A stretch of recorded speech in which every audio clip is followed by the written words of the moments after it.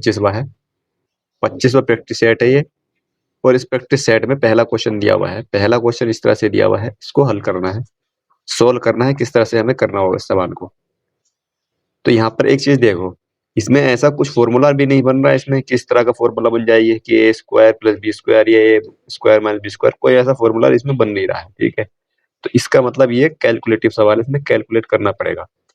हमें कुछ आसान बनाना है, हम क्या, हमें ऐसा कुछ में कुछ देखना पड़ेगा, सबको ही नहीं करते लगना है कि पहले मैं इसको करूँ फिर इसके करूँ, ऐसे नहीं करना है। मैं एक चीज इसमें मैं देख पा रहा हूँ, क्या देख पा रहा हूँ, इसमें मुझे यहाँ दिख रहा है कि 0.06, अगर मैं यहाँ से कुछ कॉमन लेता हूँ तो ये और छोटा हो जाएगा, क्योंकि पॉइंट है तो और छोटा हो जाएगा। यहाँ से अगर मैं कुछ कॉमन लेता हूँ तो ये छोटा हो जाएगा, हो सकता है इसकी बराबर में हो जाए वो। ठीक है, तो ये मुझे थोड़ा सा हिंट मिल रहा है यहाँ पर। तो यहाँ पर मुझे 0.06 यहाँ पर रखा हुआ है कि इस तरह से रख सकता हूँ इसको मैं, 1/6/1000 लिख सकता हूँ भाई इसको मैं, क्योंकि 3 के बाद पॉइंट है यहाँ पर इसको इस तरह से लिख सकता हूँ। अगर मैं इसको इस तरह से लिख सकता हूँ तो यहाँ से मैं, अगर मैं ये यहाँ पर 1000 है, 1000 है, अगर मैं यहाँ से 10 बाहर निकालता हूँ, 10 बाहर निकालता हूँ तो वो 100 होके बाहर निकलेगा वो 100। ठीक है, अगर मैं यहाँ से 10 बाहर निकाल दूंगा, अंदर रह जाएंगे 100, अंदर अगर 100 रह जाएंगे तो फिर यहाँ से मेरा 0.06 आ जाएगा, जो इसकी तरह है यहाँ पर। ठीक है, तो इसका मतलब मेरा यहाँ से 10 कॉमन निकल रहा है, 10 कॉमन निकल रहा है तो इसका मतलब बाहर निकलेगा 100। ठीक है, क्योंकि ये वर्ग है यहाँ पर, ये बात आप समझ गए होंगे। ठीक, तो यहाँ पर इसको मैं कैसे लिख सकता हूँ, इसको मैं इस तरह से लिख सकता हूँ, प्लस 0.666 का वर्ग, और बटे में मैं इसको क्या लिख सकता हूँ, बस मुझे यहाँ पर ध्यान देना है, बस मुझे यहाँ पर क्या करना, कर मैं यहाँ से 1/, मैंने क्या निकला था, मैं यहाँ से मैंने 1/, मैंने 100 यानी कि 10 कोमा निकाला तो 100 निकला था, मैंने करके बताया था ना अभी। यहाँ से अगर मैं कोमा निकालता हूँ तो यहाँ पर क्या बचेगा, यहाँ पर बचेगा 0.06 ही तो बच रहा था भाई, यही तो बच रहा था यहाँ पर, मैंने अभी बताया था ना। और यहाँ से मैंने इसको अगर मैं देखो यहाँ से निकालता हूँ 0.066 यहाँ से निकालता हूँ, इसका मतलब यहाँ पर मेरा इसके बटे में मेरा कितना आएगा, अगर मैं इसको यहाँ से पॉइंट हटाता हूँ तो यहाँ पर 66/1000 आ जाएगा, 66/1000 आ जाएगा। और यहाँ से जब मैं इसके बटे में ऊपर वर्ग भी है, और यहाँ से जब मैं 10 निकालूंगा यहाँ से 10 जो 100 बाहर जाएगा और यहाँ पर 100 बचेगा, तो पॉइंट यहाँ ही लग रहा है। इसका मतलब ये इसी के बराबर हो रहा है यहाँ पर। इसका मतलब ये हुआ कि ये मेरे आगे के कॉमन यानी कि आगे की संख्या इसी तरह रहेंगी, 0.6 का वर्ग और प्लस 0.6 इसका वर्ग, इसी तरह से रहेगी ये। ठीक, ये थोड़ा बस समझने की बात है इसमें। ठीक है, यहाँ से अब देख रहा है कि ये जो है पूरा एक कैंसिल हो जाएगा इससे। ठीक है, ये इससे पूरा कैंसिल हो जाएगा, ये इससे पूरा कैंसिल हो जाएगा, 100 ऊपर चला जाएगा तो 100 इसका आंसर आ जाएगा, 100 इसका आंसर आ जाएगा, जो कि ऑप्शन नंबर ए में है। ठीक है, थोड़ा सा टिपिकल सा सवाल है, लेकिन इसमें हमें सोचना पड़ेगा, थोड़ा सा सोचना क्या पड़ेगा, बस यही सोचना पड़ेगा कि मैं इसमें क्या कॉमन लेकर के काट सकता हूँ यहाँ पर, है ना। अगर मैं थोड़ा सा और इसको सरल करके बताता तो फिर सारा सोल्व करना पड़ता, उसकी जरूरत है नहीं सारा सोल्व करने की यहाँ पर इसकी। अगला क्वेश्चन ये है, यदि 9,10,000 की धनराशि को अर्धवार्षिक रूप से संयोजित होने वाली 2% वार्षिक ब्याज दर से 1 वर्ष के लिए निवेश किया जाता है, तो प्राप्त होने वाला चक्रवृद्धि ब्याज कितना होगा। धनराशि कितनी है, धनराशि है यहाँ पर 9,10,000 रुपए की, 9,10,000 रुपए की धनराशि है, और यहाँ पर अर्धवार्षिक रूप से संयोजित हो रही है, तो दर कितनी हो जाएगी, दर हो जाएगी 1%, 1% मतलब 1/100। ठीक, इतनी हो जाएगी। इसके बाद टाइम कितना है, 1 वर्ष का है, अर्धवार्षिक रूप से हो रही है तो टाइम हो जाएगा 2 साल का। ठीक है, 2 साल का हो जाएगा। 2 साल के लिए मैं क्या करूंगा, इसको काटूंगा, यहाँ से 9100 आएगा मेरा, यहाँ पर 9100 को मैं 2 से गुणा कर दूंगा, तो यहाँ पर कितना आ जाएगा, 2 9 18, 18,200 रुपए आ जाएगा यहाँ पर। एक बार फिर से 100 को इससे काटूंगा यहाँ पर, तो 91 बचेगा, केवल 91 बचेगा, और 1 से गुणा कर दूंगा, कितना आएगा यहाँ पर मेरा, केवल 91 आ जाएगा, केवल 91 आ जाएगा। इसको मैं जोड़ दूंगा, यही मेरी धनराशि होगी, यानी कि ब्याज की धनराशि होगी, चक्रवृद्धि ब्याज, यानी कि चक्रवृद्धि ब्याज आ जाएगा। धनराशि मेरी यहाँ पर ये है, तो यहाँ पर मेरा आ जाएगा 18,291 रुपए, 18,291 ऑप्शन नंबर डी में है। ठीक है, तो इस तरह से कर लेंगे, कोई दिक्कत। अगला क्वेश्चन यह है कि आंशिक रूप से वर्क फ्रॉम होम प्रक्रिया के एक भाग के रूप में अमिता दूसरे दिन ऑफिस जाती है, अमृता हर तीसरे दिन जाती है, और तोशिता हर छठे दिन ऑफिस जाती है। 31 अक्टूबर 2021 को तीनों ऑफिस गई। वर्ष के शेष 2 महीने के दौरान ऐसे कितने दिन थे जिनमें तीनों एक ही तिथि को ऑफिस में उपस्थित हुई थी। शेष 2 महीने की बात की गई है। अक्टूबर तक तो चली गई है, अक्टूबर, नवंबर, दिसंबर की बात इसमें की गई है यहाँ पर। ये एक साथ कब मिलती है? पहली बात तो ये जब ये जा रही है यहाँ पर, ये हर दूसरे दिन जा रही है। अमिता हर दूसरे दिन जा रही है, अमृता हर तीसरे दिन जा रही है और तोचिता हर छठे दिन जा रही है। तो ये मिलेंगी कब? पहली बात तो हमें ये देखना है मिलेंगी कब। ये 2 दिन में जा रही है और ये जा रही है तीसरे दिन और ये छठे दिन जा रही है। इनका एलसीएम देखा जाए तो एलसीएम इनका 6 आ जाएगा। इसका मतलब ये है कि ये हर छठे दिन मिल रही है, ये एक दूसरे से छठे दिन मिल रही है, यानी कि इसका मतलब ये हुआ कि हर छठे दिन ये एक साथ ऑफिस पहुंच रही है। ठीक, ये बात समझ में आ गई? हर छठे दिन ये ऑफिस पहुंच गई।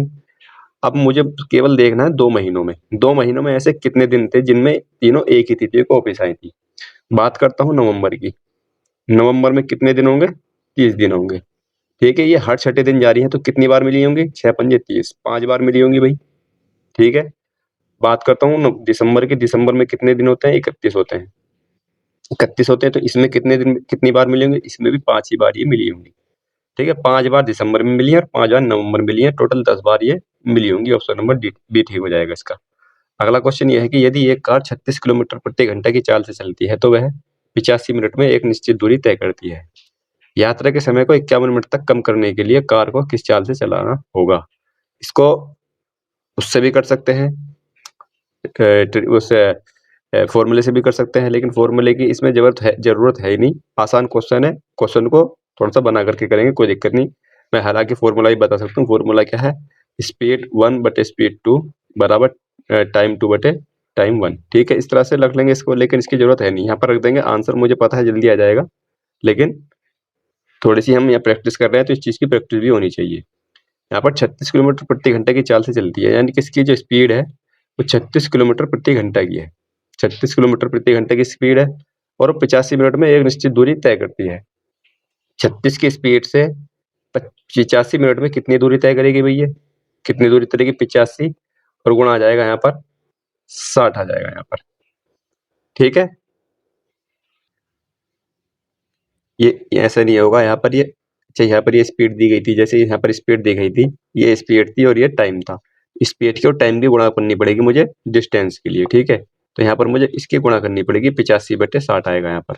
85/60 आएगा। 6 से इसको काटूंगा, ये जाएगा 6 बार, और इसको मैं 2 से काटूंगा, 2 तिया 6, 2 पंजे 10, 17 से काटूंगा, 17 से 51 आ जाएगा। यानी कि यहाँ पर जो इसकी डिस्टेंस आएगी वो 51 किलोमीटर की आ जाएगी। ये वो 51 किलोमीटर की दूरी को तय कर लेगी।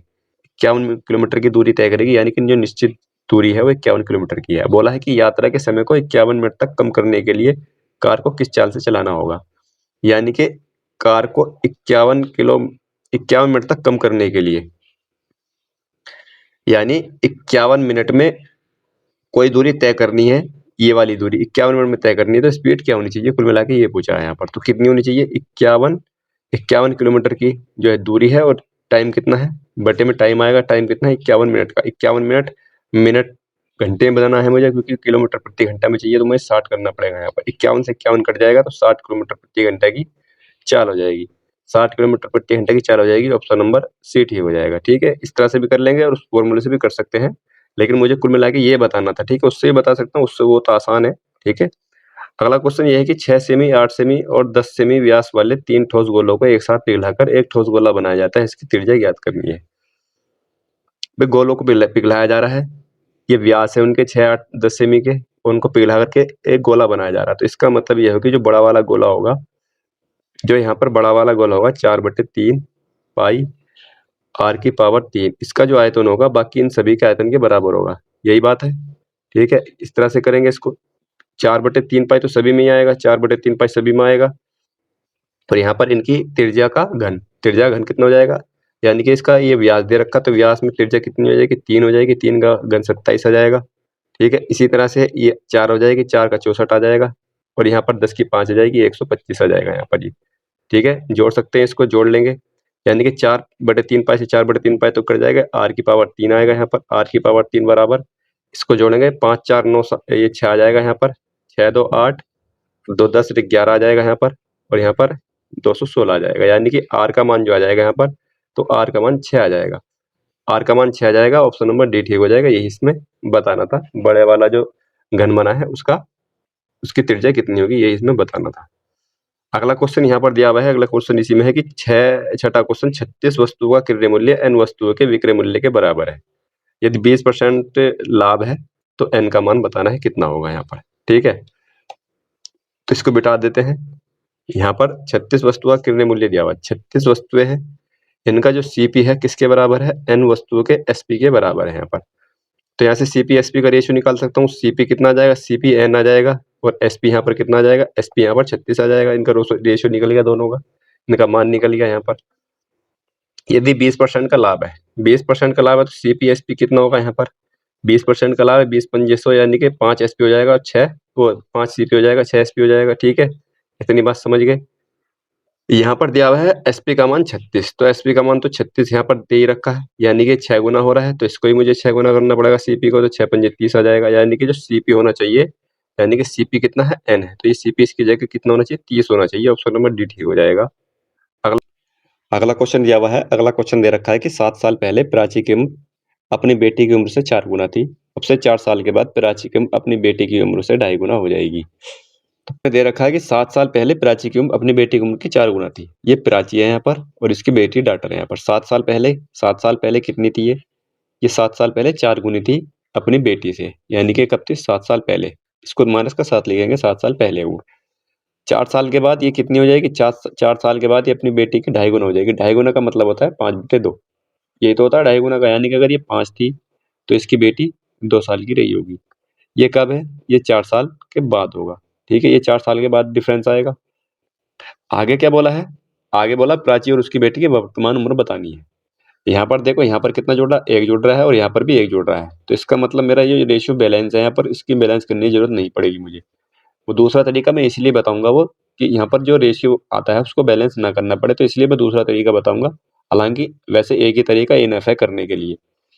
और यहाँ पर कितना डिफरेंस है, यहाँ पर डिफरेंस है 11 का, यानी कि इस एक का मान 11 के बराबर है। इस एक का मान अगर 11 के बराबर है तो इसकी उम्र कितनी हो जाएगी, 44 हो जाएगी, और ये कितनी हो जाएगी, 11 की। और ये उम्र कब की है, 7 साल पहले की है। ये माइनस के 7 साल पहले का यूनिट ये रेशियो था ना, तो ये उम्र भी इसकी 7 साल पहले की आई है यहाँ पर।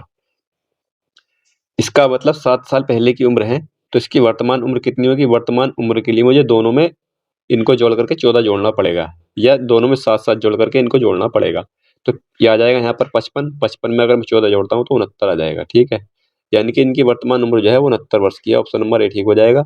उसकी वस्तु की कीमत मान लेंगे, उसका जो कॉस्ट प्राइस था यहाँ पर वो 100 रुपए का कॉस्ट प्राइस था उसका। ठीक है, अब वो क्या करता है, 8% की वृद्धि कर देता है। अब उसका जो नया कॉस्ट प्राइस होगा, जो नया कॉस्ट प्राइस होगा वो 108 रुपए का होगा। इसको वो अंकित मूल्य भी बना सकता है यहाँ पर। ठीक, अब यहाँ पर क्या करता है वो, 108 रुपए पर 18% की छूट देता है। 18% का मतलब होता है 9/50, 9/50 हो जाएगा, यानी कि इसको 41/50 लिख सकता हूँ मैं, अगर वो छूट दे रहा है तो।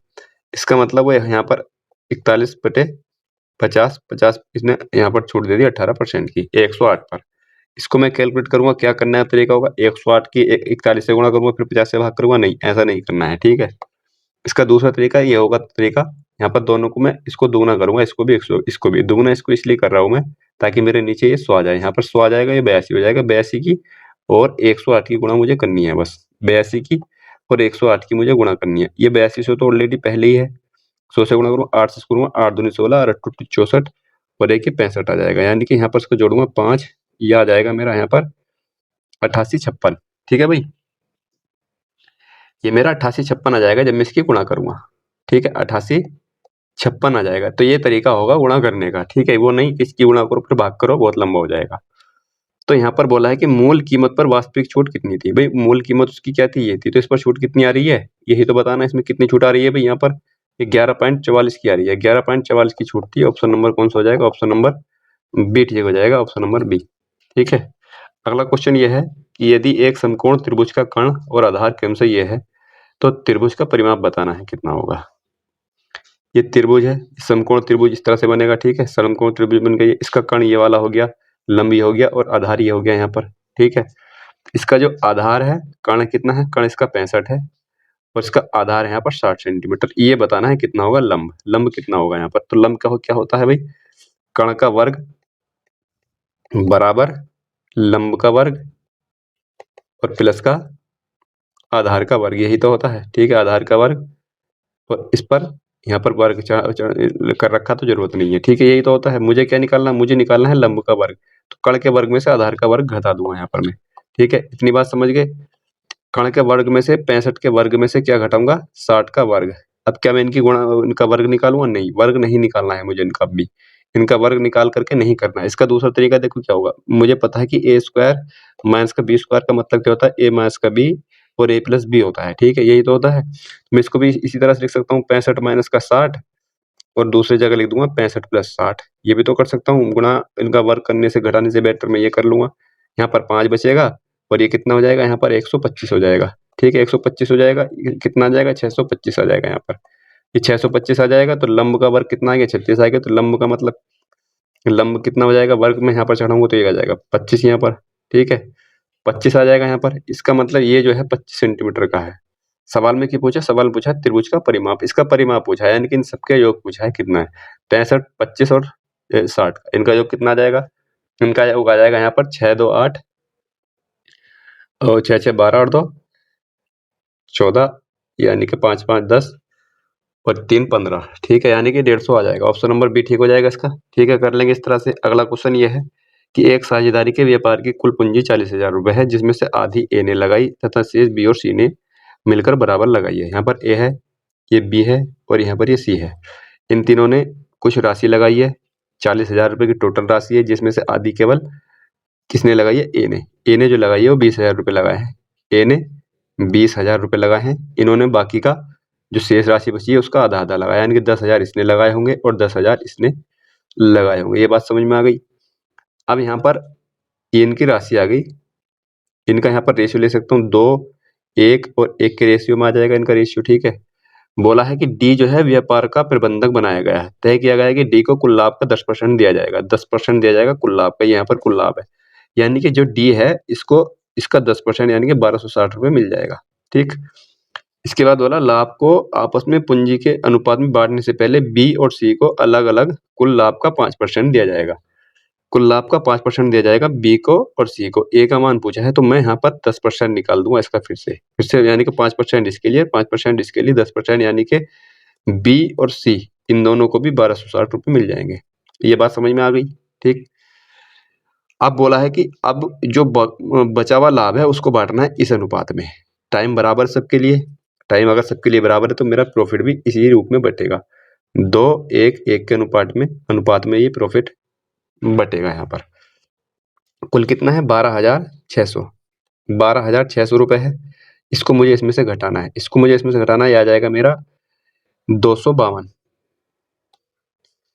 यानी कि 2520 रुपए। ठीक है, ऐसे जोड़ सकता हूँ, 2520 रुपए टोटल आ जाएंगे। इसमें से इसको घटाऊंगा, 0 आ जाएगा यहाँ पर, इसको घटाऊंगा यहाँ पर ये 8 आ जाएगा, ये 0 आ जाएगा फिर से, और यहाँ पर ये 10 आ जाएगा, यानी कि 10,080 रुपए।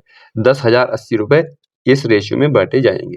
ठीक, इसमें बोला ए का भाग कितना है, ए को कहीं और कुछ मिल तो नहीं रहा, ए को कहीं और कुछ ऐसा नहीं मिल रहा, तो इसका मतलब इसी रेशियो से केवल यहाँ से ही मिलेगा ए को मिलेगा 2 हिस्सा, कितने में से, टोटल 4 में से, टोटल 4 में से 2 हिस्सा मिलेगा, 2 और 1 3 4, तो टोटल कितना है यहाँ पर 1080। 4 से इसको काटूंगा, 4 दूनी 8, 4 दूनी सॉरी ये आ जाएगा 4 दूनी 8 और 4 पंजे 20, यहाँ से आ जाएगा। इसको मैं जाहिर सी बात है इसको आधा कर लूंगा, 2 से मैं भाग कर दूंगा, 2 पंजे 10 और 2 चौक 8, यानी कि 50 40 50 5,040 रुपये। ऑप्शन नंबर डी ठीक हो जाएगा इसका। इस तरह से भी कर लेंगे, तो इस तरह से कर लेंगे, कोई दिक्कत। अगला क्वेश्चन ये है कि 2 साल के सीआई तथा एसआई का अंतर 3 साल के सीआई तथा एसआई के अंतर का अनुपात 9:30 है, तो वार्षिक ब्याज की दर ज्ञात कीजिए। ठीक है, इस सवाल को मैं घुमा फिरा के ना बताने से बेटर है एक तरीका मैंने इसका बता रखा था। मैंने 2 साल के और 3 साल के क्या बता रखे थे, मैंने इनके रेशियो बता रखे थे, फॉर्मूले दोनों के। ठीक है, दोनों के फॉर्मूले में थोड़ा सा मतलब कॉमन चीज भी है उसमें, इसलिए मैंने फॉर्मूले बता रखे थे। मैंने बताया था 2 साल के लिए, 2 साल का अगर डिफरेंस है, मतलब 2 साल का अगर ब्याज निकालना है और 2 साल का डिफरेंस दिया हुआ है चक्रवृद्धि ब्याज का, साधारण ब्याज का, तो उसका फॉर्मूला क्या होगा, डिफरेंस बराबर पी आर बटे 100 का वर्ग, यही बताया था। और 3 साल के लिए क्या बताया था, 3 साल की बताया था टी, यानी कि केवल इसमें को इतना और ऐड करना है बटे 100 का वर्ग, इसमें इतनी और गुणा करनी है, 3 प्लस आर बटे 100 से गुणा करनी है, बस इतना ही तो करना था। 2 साल के 3 साल के लिए था यहाँ पर, ये यहाँ पर इनका 2 साल का और 3 साल का अंतर दे रखा है। ठीक है, अगर मैं 3 साल के अंतर से 2 साल के अंतर को भाग करूंगा तो ये तो खत्म हो जाएगा यहाँ पर, ठीक है, ये खत्म हो रहा है यहाँ पर ये, ठीक है भाई, ये यहाँ पर खत्म हो जाएगा। तो मेरे पास क्या बचेगा, केवल 3 प्लस आर बटे 100 बचेगा, 3 प्लस आर बटे 100 बचेगा, जो किसके बराबर होगा भाई, 30 बटे 9 के बराबर हो जाएगा ये, ठीक है। इससे भाग करूंगा मैं, इसको इससे भाग करूंगा, 30 बटे 9 के बराबर हो जाएगा, 3 मेरा इधर आकर घट जाएगा, आर बटे 100 बचेगा यहाँ पर, और 9 तिया 27, यानी कि 3 बटे 9 बचेगा, यानी कि 1 बटे 3 बचेगा, यानी कि आर का मान 100 बटे 3 आ जाएगा, आर का मान 100 बटे 3 आ जाएगा, जिसको मैं 33 से ही 1 बटे 3% लिख सकता हूँ यहाँ पर। इस तरह से कर लें, कोई दिक्कत, ठीक है। और इसको करने से एक फायदा ये भी है कि हमें इसके 2 साल के और 3 साल के दोनों के फॉर्मूले याद होने चाहिए, ठीक है। अगला क्वेश्चन ये है यहाँ पर कि यदि 24 व्यक्ति 25 दिनों में 90 समान दीवारें बना सकते हैं, 24 व्यक्ति है 25 दिनों में कितनी 90 समान दीवारें बना सकते हैं, ये 90 समान दीवारें हैं, ठीक है। तो ऐसी 162 दीवारें, 162 दीवारें बनाने के लिए 27 व्यक्तियों को और कितने दिन लगेंगे, और कितने दिन लगेंगे, यानी कि यहाँ पर 25 दिन तो पहले ही लग रहे हैं, तो 25 से मान लेता हूँ डी दिन और अधिक लगेंगे यहाँ पर, ठीक है। ये भी मैं कर सकता हूँ यहाँ पर, इसको मैं कैलकुलेट करता हूँ तो क्या आएगा यहाँ पर, कैलकुलेट कर लेंगे यहाँ पर, 3 से काटेंगे, 3 अट्ठे 24 और 3 नम 27 आ जाएगा यहाँ पर, ठीक है। 9 से इसको काटूंगा, 9 एकम 9 आ जाएगा, और यहाँ पर 9 अट्ठे 72 आ जाएगा, ठीक है। ये खत्म हो जाएगा यहाँ से, इतना कर लेंगे यहाँ से। इसके अलावा 18 पंजे 90, 5 आ जाएगा, 5 पंजे 25, 5 अट्ठे 40 आ जाएगा यहाँ पर, ठीक है। 40 बराबर 25 प्लस डी आएगा ये, यानी कि डी का मान आ जाएगा यहाँ पर, डी का मान 15 आ जाएगा, ठीक है। डी का मान 15 आ जाएगा, यानी कि 15 दिन और लगेंगे। इसमें ऑप्शन कट गए हैं, ठीक है, ये इसका आंसर आ जाएगा। अगला क्वेश्चन ये है यहाँ पर, यदि 50 संख्याओं n1 n2 n50 का औसत m है, तो संख्याओं n यानी कि -100 यानी कि सब में से 100 घट रहा है, तो कुल मिला के मैंने बता रखा है कि कुछ संख्याओं का औसत दे रखा है, उसके बाद उन प्रत्येक संख्या में कुछ क्रिया की जा रही है, घटाया जा रहा है या बढ़ाया जा रहा है या गुणा की जा रही है, तो औसत में भी वही डिफरेंस आएगा। 50 संख्याओं का औसत यहाँ पर कितना था, m था यहाँ पर, ठीक है। और यहाँ 50 संख्याओं तक इसमें 100 घटाया गया है, 1 से लेकर के 100 50 तक सब में 100 घटाया गया है, तो इसमें से इसके औसत में से भी 100 घटाना पड़ेगा, यही औसत होगा जो अब परिणामी औसत होगा। तो ऑप्शन नंबर डी ठीक हो जाएगा, कुछ नहीं था इस सवाल में। अगला क्वेश्चन यह है कि एक व्यक्ति कुल 15 घंटे के समय में नाव खेते हुए जैसे के धारा की विपरीत दिशा में, भाई यहाँ से ये यहाँ पर जा रहा है, जैसे के जा रहा है, जो मैं मानता हूँ कि जे यहाँ पर है और के यहाँ पर है, तो इधर से इधर को जा रहा है ये, ठीक है। और के से इधर को आ रहा है जे की तरफ, जैसे के धारा के विपरीत दिशा में, ये गलत हो जाएगा, ठीक है। ये के जे मेरा इधर आना चाहिए यहाँ पर, ठीक है, ये के आना चाहिए और इधर जे आना चाहिए यहाँ पर, यानी के से जे की तरफ ये बह रही है, जो नदी बह रही है वो के से जे की तरफ बह रही है, तभी वो जे से के की तरफ धारा के विपरीत दिशा में आ रहा है। खैर इस चीज से कोई फर्क नहीं पड़ेगा। इसके अलावा बोला है कि फिर वापस आता है, वो पहले जाता है फिर वापस आता है। जे और के बीच की दूरी 300 किलोमीटर की है, यहाँ से यहाँ तक की दूरी जो है 300 किलोमीटर की है। इसके बाद आगे बोला है कि धारा की दिशा में 9 किमी की दूरी तथा तक नाव खेने में व्यक्ति द्वारा लिया गया समय धारा की विपरीत दिशा में 9 किमी तक दूरी तक नाव खेने में लिए गए समय के समान है। शांत जल में नाव की अनुमानित चाल क्या है?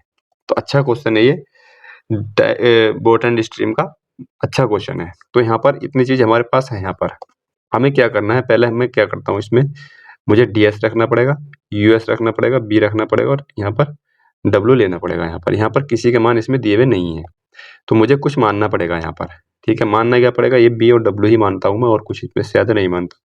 ds का मान हो जाएगा b प्लस w, us का मान हो जाएगा b माइनस का w, ठीक है।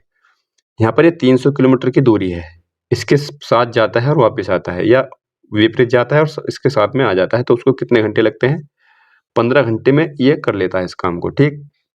तो मैंने बताया था अगर दूरी बराबर है तो दोनों स्पीड के ऊपर गुणा रखेंगे b प्लस डब्लू, और गुणा में रखेंगे b माइनस का w, यही बताया था मैंने इसमें, ठीक है। और बटे में इनका योग रखेंगे, क्योंकि टोटल समय लग रहा है इसको, यहाँ पर टाइम का डिफरेंस नहीं दिया हुआ है, तो यहाँ पर इनका योग रखेंगे। योग कितना है, w से w कट जाएगा, 2b बचेगा, ठीक है, 2b बचेगा, यहाँ पर 2b बचेगा, और गुणा करूंगा किस चीज से, मैं गुणा करूंगा यहाँ पर टाइम से। टाइम कितना लग रहा है, 15 घंटे लग रहा है, और डिस्टेंस कितनी है, 300 किलोमीटर की है, ठीक है। इस तरह से रखते हैं इसको, 15 से यानी कि 20 बार कट जाएगा, और 2 इधर चला जाएगा, 40 आ जाएगा, ठीक है।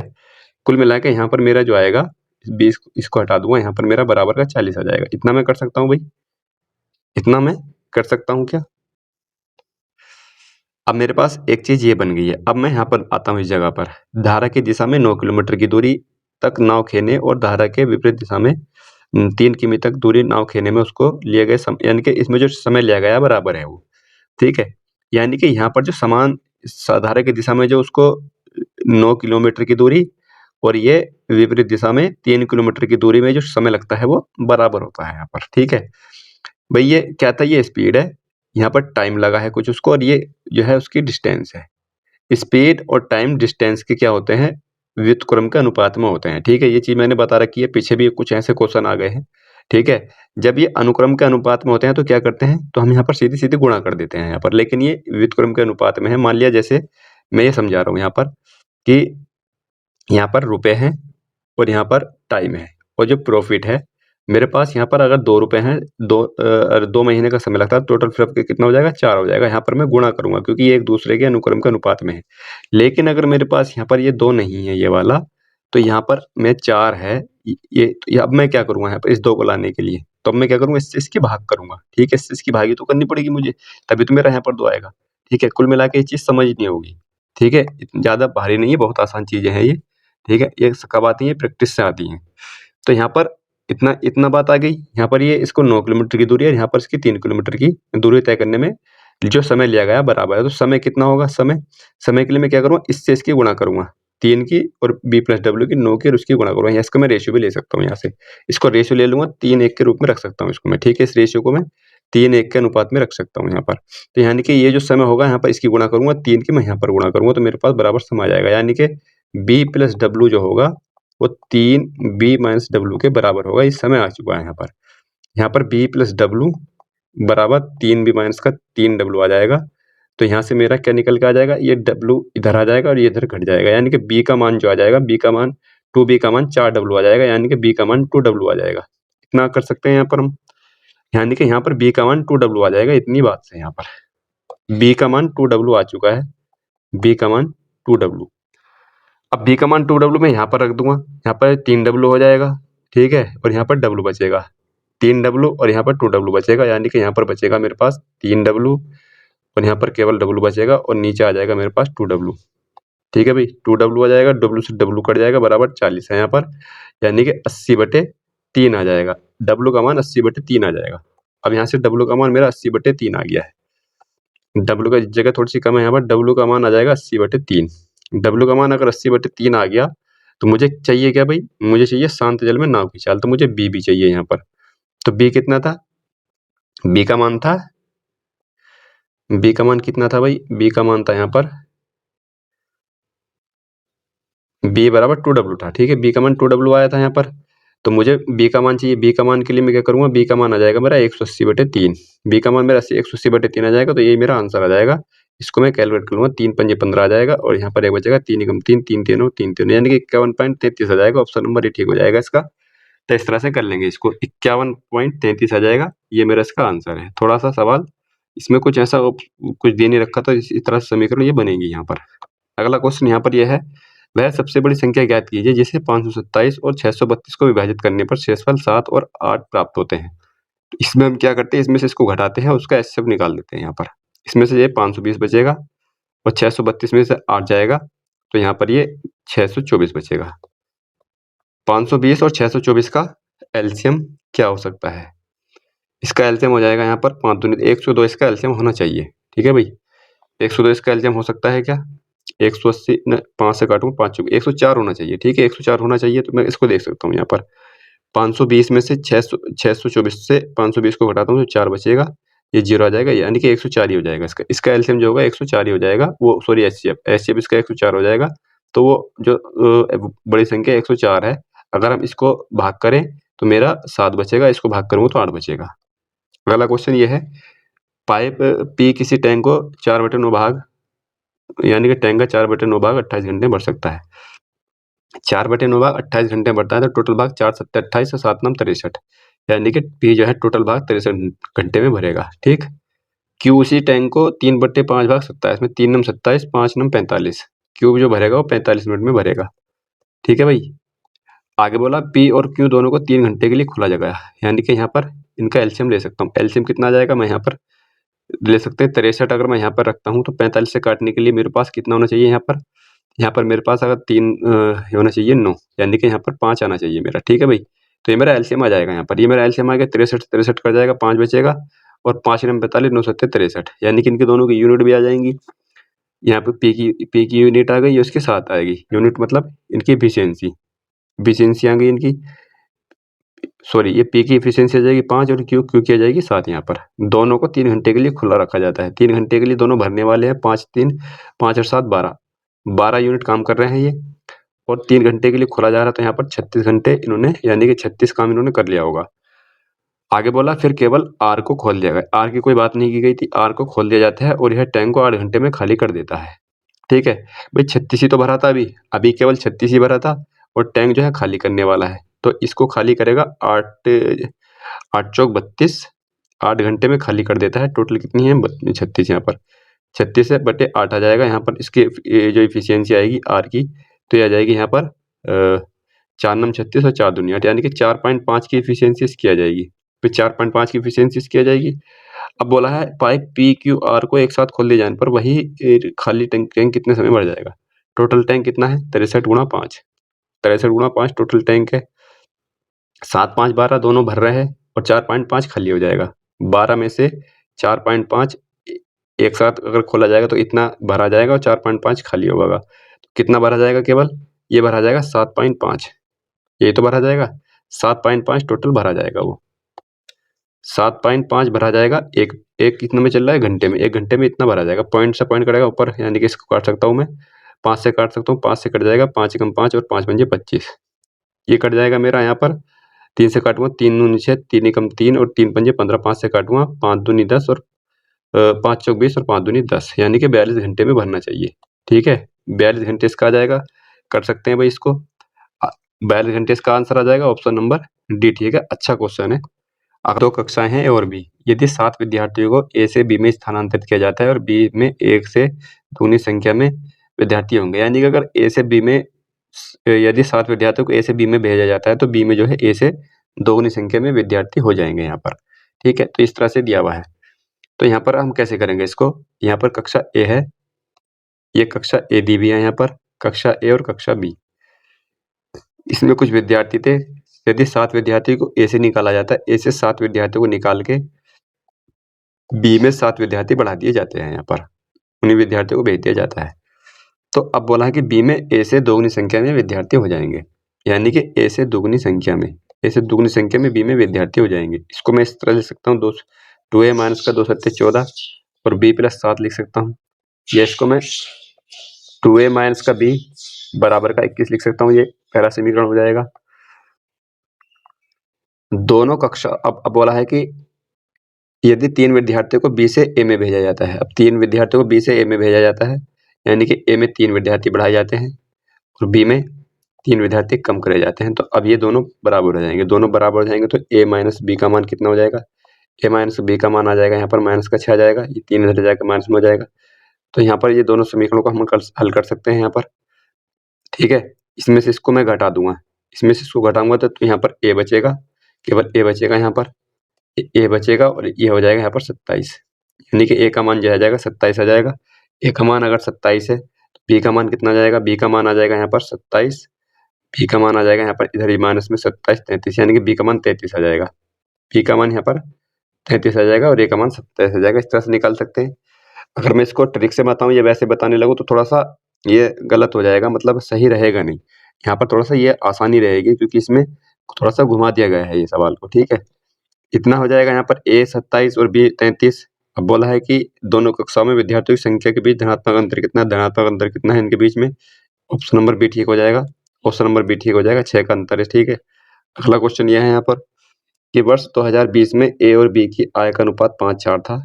वर्ष 2020 और 2021 में उनकी व्यक्तिगत आय के अनुपात क्रमशः 4:5 और 2:3 थे। भाई इसमें क्या बोला है, इसमें बोला है कि 2020 में, ये 2020 है, 2020 में ए और बी की आय का कुछ अनुपात था। ये ए है और ये बी है, इनकी आय का अनुपात है यहाँ पर 5:4। ठीक है, ये 5-4 इनके आय का अनुपात है। इसके बाद बोला है वर्ष 2020 और 2021 में उनकी व्यक्तिगत आय का अनुपात है, यानी कि एक ही जो आय होगी 2020 और 21 में, 2020 में और 2021 में, ये व्यक्तिगत आय हो जाएगी इनकी अलग अलग। 20 में और इसमें कितनी थी, 4 है और ये 5 है। उसी तरह से बी की कितनी है, बी की 2020 में कितनी है, 2020 में बी की है 2 और इसकी हो जाएगी 3, 2021 में हो जाएगी 3। ये बात समझ गए आप? ठीक है, ये व्यक्तिगत आय थी, ये इनकी दोनों की आय का रेशियो था और ये इनकी व्यक्तिगत आय है 2020 और 21 की। अब यहाँ पर एक चीज देखो, यहाँ पर इसकी 2020 में आय 5 है और इसकी 2020 में एक की आय यहाँ पर 4 है, तो इसका मतलब आय तो बराबर होनी चाहिए ये। ठीक है, ये दोनों की आय का अनुपात अलग अलग है, तो यानी कि जो ए की आय 2020 में होगी तो 2020 में इसकी यहाँ पर भी बराबर होनी चाहिए। बराबर करने के लिए रेशियो को बराबर करेंगे, तो यहाँ पर 4 से गुणा करूंगा और यहाँ पर 5 से गुणा करूंगा। वही क्रिया मुझे दोनों तरफ करनी पड़ेगी, यहाँ पर भी 4 से गुणा करनी पड़ेगी और यहाँ पर भी 5 से गुणा करनी पड़ेगी। अब यहाँ पर आ जाएगा 4 पंजे 20, ये आ जाएगा यहाँ पर 4 चौक 16, ये आ जाएगा 4 पंजे 20, 20 दोनों बराबर हो गए यहाँ पर 20, और ये आ जाएगी 5 पंजे 25। ठीक, अब इसमें ये दे रखा है कि यहाँ पर 2020 में बी की आय कितनी है, 16 है, तो 2020 में बी की आय भी 16 होनी चाहिए। 16 करने के लिए इसको मैं कितने से गुणा करूंगा, यहाँ पर 8 से गुणा करूंगा और 8 से यहाँ पर गुणा करूंगा, तो इसका मतलब इसको मुझे 16 बनाने के लिए करना पड़ेगा, 8 से गुणा करनी पड़ेगी, यानी कि अब मेरा जो रेशियो आ जाएगा यहाँ पर 8 दूनी 16 और यहाँ पर आ जाएगा 8 या 24। ठीक है, इतनी बात समझ में आ गई। यहाँ पर केवल इसमें रेशियो बराबर करना है और कुछ इसमें सवाल में है नहीं। ठीक है, अब ये रेशियो बराबर हो गया है यहाँ पर, अब सारा रेशियो टोटल बराबर हो गया है, तो यहाँ पर बोला है कि यदि 2021 में ए और बी की कुल आय ये थी 7,56,000 रुपए। ठीक है, 7,56,000 रुपए थी, तो यहाँ पर बोला है 2021 में बी की आय, 2021 में ए और बी की आय, 2021 में ए और बी की आय कितनी हो जाएगी टोटल, 25 और 24 कितनी हो जाएगी, 49। 49 का मान कितना है, 49 का मान है यहाँ पर 70,56। ठीक है, 7 से काट दूंगा, 7 7 49 और यार मेरा 3 बचेगा, 7 चौक 28 आ जाएगा, फिर से 7 चौक 28 आ जाएगा। ठीक है, 7 का मान कितना आ जाएगा, 7 का मान इस बार ये 1 का मान आ जाएगा। ठीक है, ये 7 का मान तो यहाँ पर था, तो यहाँ पर ये 1 का मान आ जाएगा, 1 का मान आ जाएगा यहाँ पर कितना, 14,400। सवाल में पूछा है कि बी की आय, बी की आय कब, 2021 में, 2021 में क्या है, 24 है, 2021 में बी की आय 24 है, तो इसको मैं 24 से गुणा कर दूंगा, यहाँ पर 24 से यहाँ पर गुणा कर दूंगा, 4 चौक 16 आएगा, यानी कि मेरा 6 होना चाहिए, जो कि ऑप्शन नंबर ए में है, 3,45,600 रुपए, ये इसकी गुणा करके आ जाएगा। अगला क्वेश्चन ये है, निम्नलिखित का मान ज्ञात करना है, तो इसका हमें मान ज्ञात करना है। आसान क्वेश्चन है, कर सकते हैं, लेकिन हमें ये पता होना चाहिए हमें पहले भाग करनी है, गुणा करनी है। यहाँ पर अगर ये ब्रैकेट के अंदर है तो मुझे पहले गुणा करनी पड़ेगी, ब्रैकेट नहीं होता तो पहले फिर मुझे भाग करनी पड़ती है यहाँ पर। तो यहाँ पर 12 और भाग आ जाएगा यहाँ पर 144। ठीक है, प्लस यहाँ पर ब्रैकेट का काम मुझे पहले करना पड़ेगा, यहाँ पर 1 आ जाएगा और यहाँ पर 1/15 आ जाएगा गुणा में, 1/15 और गुणा 15 और प्लस 15, इस तरह से दिखा लिखा हुआ है, लिख सकते हैं इस तरह से। अब यहाँ पर इसकी मैं भाग करूंगा तो 1/12 आ जाएगा ये। ठीक है, 1/12 और यहाँ पर 1/15 आ जाएगा ये, और प्लस का यहाँ पर, सॉरी 1/15 नहीं आएगा ये यहाँ पर गुणा में 15 है ना, तो ये 15 से 15 कट जाएगा, ये 15 से 15 कट जाएगा ये यहाँ पर। ठीक है, ये 15 से 15 कट जाएगा तो 1 बचेगा और प्लस का फिर 15 बचेगा, तो यहाँ पर 1/12 और प्लस 16 बचेगा यहाँ पर। 16 दूनी इसको काटूंगा, 16 दूनी 32 और 16 एकम 16 और एक और 16 3 19, यानी कि 112 में 193/12 आ जाएगा, 193/12 ऑप्शन नंबर बी में है। अगला क्वेश्चन यह है कि 3 गिलास जिनके आकार 3 लीटर, 4 लीटर और 5 लीटर है, स्प्रेट पानी के मिश्रण से भरे हुए हैं, जिनका अनुपात यह है। भाई स्प्रेट और पानी का उससे भरे हुए हैं 3 गिलास है, एक गिलास ए है, बी है और सी है, स्पिरिट और वाटर है सभी में इसमें। ठीक है, इसको इसका रेशियो कितना दिया है, 2 और 3 का है, 3 और 7 का है, उसमें 4 और 11 का रेशियो है। इसको जोड़ेंगे 2 3 5 आएगा, टोटल हो जाएगा ये 10 हो जाएगा टोटल, और ये 15 हो जाएगा टोटल। इनका एलसीएम कितना आएगा, एलसीएम आएगा इनका 30, एलसीएम 30 आएगा। ठीक है, 5 इसको काटेंगे, 5 6 30, 6 आ जाएगा, ये 3 आ जाएगा यहाँ पर, और ये आ जाएगा यहाँ पर 15 दूनी 30, 2 आ जाएगा। पहले में कितना है, पहले का आकार 3 लीटर का है, 3 से गुणा कर देंगे, दूसरे का आकार कितना है 4 लीटर का, 4 से गुणा कर देंगे, और तीसरे का 5 का है यहाँ पर। ये 2 से कट रहा है यहाँ पर, ये 2 से कट रहा है, 2 दूनी 4 और 2 तिया 6, ये 2 खत्म हो जाएगा यहाँ से, यहाँ पर केवल 2 बचेगा, और यहाँ पर 2 तिया 6 आ जाएगा, 3 आ जाएगा। इसका मतलब 3 तिया 9, 9 दूनी 18, दोनों में गुणा कर लेंगे, 9 दूनी 18 और 3 तिया 9 तिया 27 यहाँ पर आ जाएगा, उसी प्रकार यहाँ पर केवल 3 बचा, 3 3 9 आ जाएगा, 3 7 21 यहाँ पर आ जाएगा। यहाँ पर 5 बचा, 5 चौक 20 आ जाएगा और 11 पंजे 55 आ जाएगा। इन सबको जोड़ लेंगे, मेरा फाइनल आंसर आ जाएगा, फाइनल रेशियो आ जाएगा नए बर्तन में अनुपात। इसको जोड़ेंगे 27 27 आ जाएगा, 27 और 20 यहाँ पर आ जाएगा मेरा 27 और 20 कुछ गलत हुआ है क्या कहीं पर? ये यहाँ पर 2 था, ठीक है, 2 3 6 हो जाएगा, तो 6 3 18 आएगा यहाँ पर भी, ठीक है, ये 18 आएगा और यहाँ पर 2 3 6 और 6 7 42 आएगा यहाँ पर, ठीक है, ये 42 आएगा, ये गड़बड़ हो गया था, ठीक है, ये 42 आ जाएगा। अब इनको जोड़ेंगे यहाँ पर 18 18 36 36 और 20 आ जाएगा 56 यहाँ पर, और ये इसको जोड़ते हैं 7 और 2 9 और 5 14 का 4 5 4 9 2 11 और 1 12 124 आ जाएगा। इसको काट सकते हैं और आधा कर सकते हैं, 14 से तो नहीं, 6 से कट रहा है, 6 से भी नहीं कटेगा, 4 से काटेंगे, 4 से कट जाएगा, 4 एकम 4 4 चौक 16 और 4 तिया 12 और 4 एकम 4 यानी कि 14 31 आ जाएगा। Final ratio option number C ठीक हो जाएगा इसका। अगला क्वेश्चन यह है कि एक समांतर श्रेणी के प्रथम 13 पदों का योग क्या है यदि पहला पद यानी कि ए बराबर दे रखा 10 और अंतिम पद एल का मान दे रखा है यहाँ पर 26। ठीक है, मैंने दोनों फॉर्मूले बता रखे थे, अगर पहला और अंतिम पद दे रखा हो तो इसका मान क्या होगा, एस एन बराबर हो जाएगा एस एन बराबर हो जाएगा एन बटे 2 ए प्लस एल। ठीक है, यही हो जाएगा।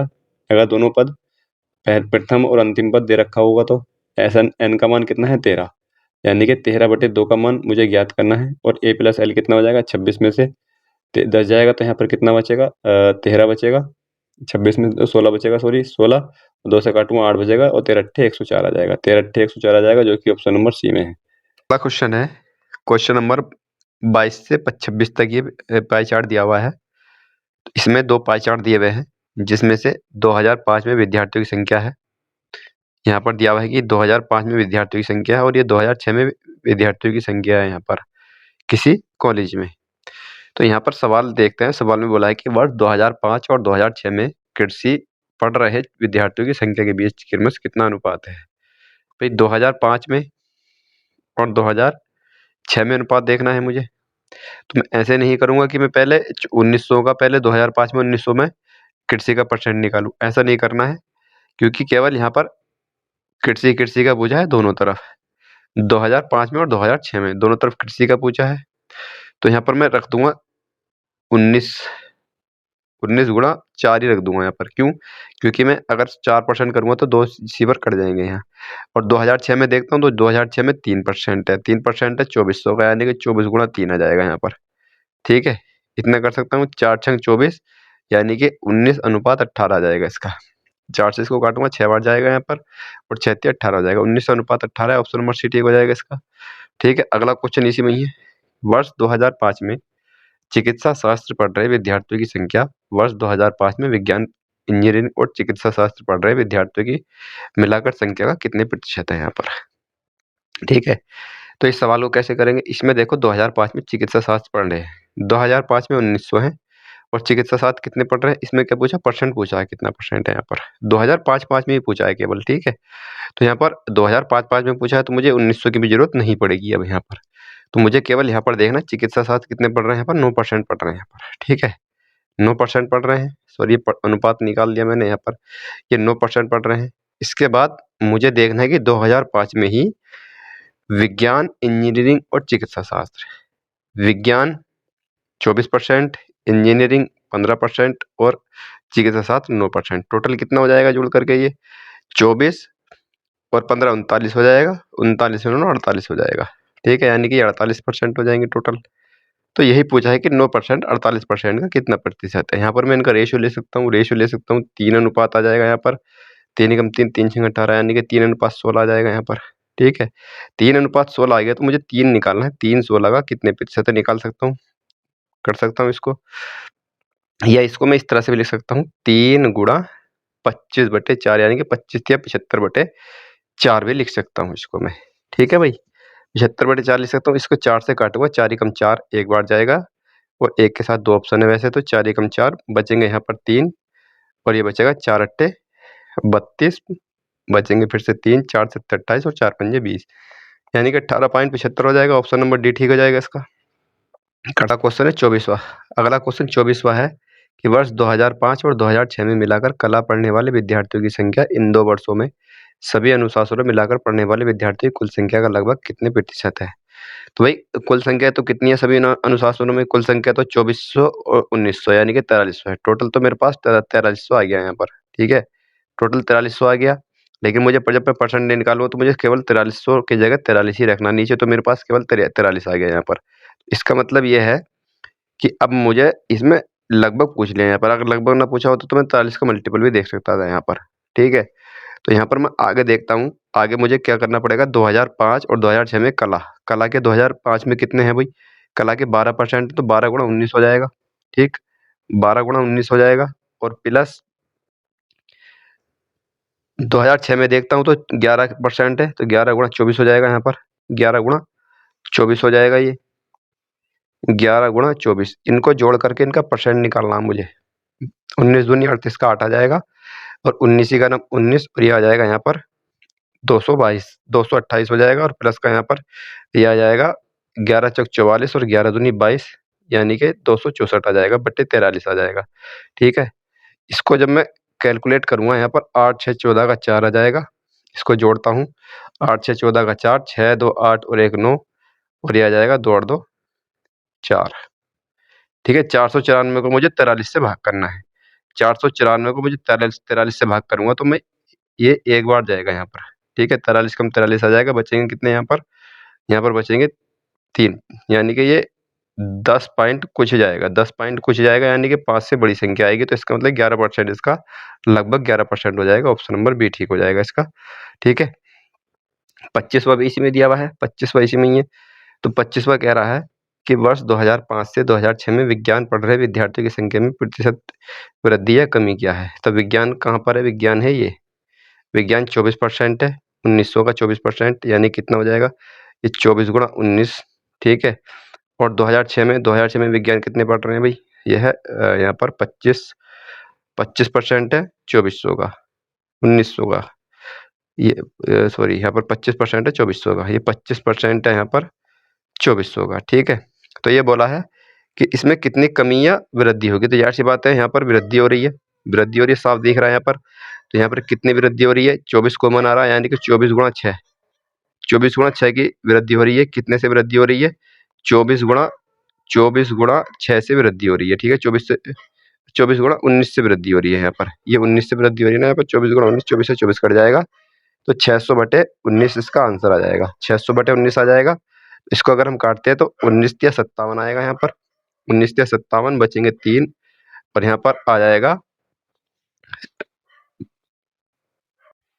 ठीक है भाई। इतना आ गया, ठीक है। इतनी बात समझ गए। अब यहाँ से 19 या 57 3 बार गया, बचेंगे 3 यहाँ पर। तो ये मेरा 19 एक आएगा यहाँ पर, 19 का 19 आएगा और बचेंगे यहाँ पर आपके 11 बचेंगे और मैं पॉइंट लाऊंगा सी पर बढ़ा दूंगा, 110 आ जाएगा। 19 पंजे 95 यानी कि 31.5 आएगा, यानी कि 32% की वृद्धि होगी। ऑप्शन नंबर ए ठीक हो जाएगा इसका। तो देखो इस तरह से कर लेंगे, यहाँ पर पूरा गुणा करके घटाने की जरूरत नहीं है, यहाँ पर समय इस तरह से बचेगा, ठीक है। तो ये थोड़ा सा हमें पता होना चाहिए कि हमें समय किस तरह से बचाना है, इस तरह से समय बचाएंगे।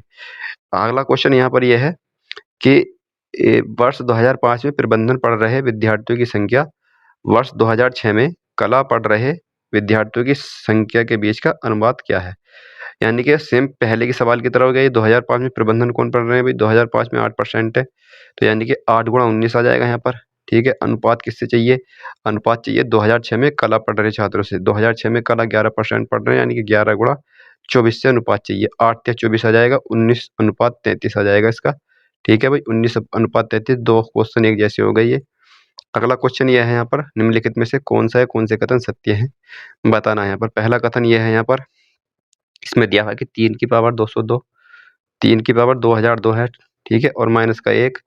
और दूसरा है यहाँ पर तथा 3 की पावर 2002 माइनस का और प्लस का 1।